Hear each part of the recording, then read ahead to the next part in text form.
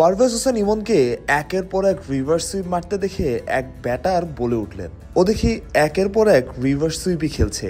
পরক্ষণে নিজেদের মধ্যে আলোচনা, আফগান স্কোয়াডে স্পিনারের অভাব নাই, অর্থাৎ বিকল্প কিছুর চিন্তা তো করতেই হচ্ছে।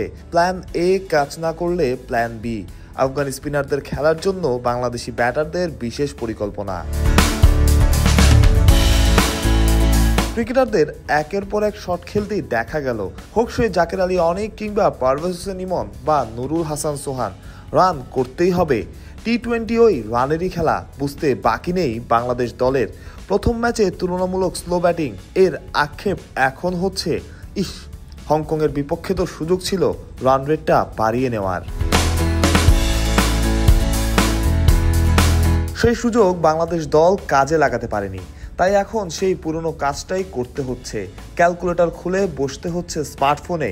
তবে সবার আগে তো বাংলাদেশকে জিততে হবে, তার কোনো বিকল্প নাই। বাংলাদেশের ভরসা যেন প্ল্যান বি, অ্যাটাকের বদলে কাউন্টার অ্যাটাক, এই আর কি।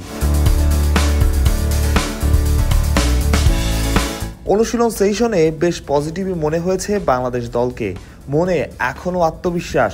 এশিয়া কাপে আসার আগে জোর গলায় বলে এসেছিল বাংলাদেশ, আমরা চ্যাম্পিয়ন হতে এসেছি, কিন্তু এখনও পারফরমেন্সে সেই ক্ষুধা দেখা যায়নি এতটুকুও। যেমনটা শুনছিলেন প্ল্যান বি, তবে পরিকল্পনা যেমনই হোক বাংলাদেশের চাই জয়। সেই জয় বদলে দিতে পারে অনেক হিসেব নিকেশ, অনেক সমীকরণ, বদলে দিতে পারে অনেক কিছুই। সে জয় প্ল্যান এতে আসুক বা বিতে, তাতে থোড়াই কেয়ার।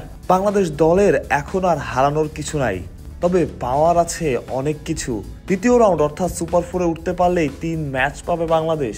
সেখানে প্রতিপক্ষ থাকতে পারে ভারত, পাকিস্তানের মতো দলগুলো। সেই সুযোগ বাংলাদেশ কি হাতছাড়া করতে চাইবে? হেলায় হারাতে চাইবে সেই আত্মবিশ্বাস, চ্যাম্পিয়ন হতে চাওয়া মনোভাব? মানুষ প্রত্যয়, বিডি ক্রিক টাইম।